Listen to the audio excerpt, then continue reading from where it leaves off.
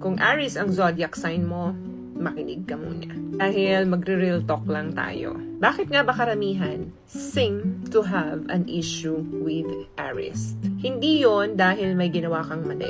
Meaning to say, hindi ka marunong magpigil. Hindi ka tahimik pag meron kang gustong sabihin. At hindi ka natatakot kung meron kang gustong gawin. Hindi ka kasi natatakot ipakita kung sino ka. Diretso ka magsalita. Wala kang paligoy-ligoy. Kung ano yung nasa isip mo, yun yung lalabas. Honesty ang tawag dyan. Di kasi lahat ng nasa buhay mo kayang i-handle yun. Hindi ka kasi nag-iintay ng approval ng iba.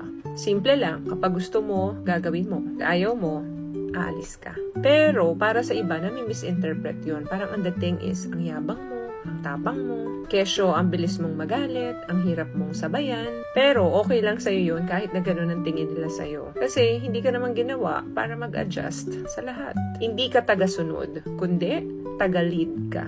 Mahilig ka mag-take ng rest. You go all in kahit na walang kasiguraduhan. At kapag nagmahal ka naman, grabe, passionate, intense, walang kalakalahati, laging buo. Pero kapag napagod ka, tapos na. Hindi ikaw yung tipong nagmamakaawa or paulit-ulit. Move forward ka kaagad. Kaya lagi kang may issue sa tingin nila, hindi dahil mali ka, kundi dahil hindi ka nila kayang sabayan yung bilis at tapang mo. You are not too much. Hindi lang sila enough sa energy mo. Hindi ka naghahanap ng spotlight kasi ikaw yung spotlight.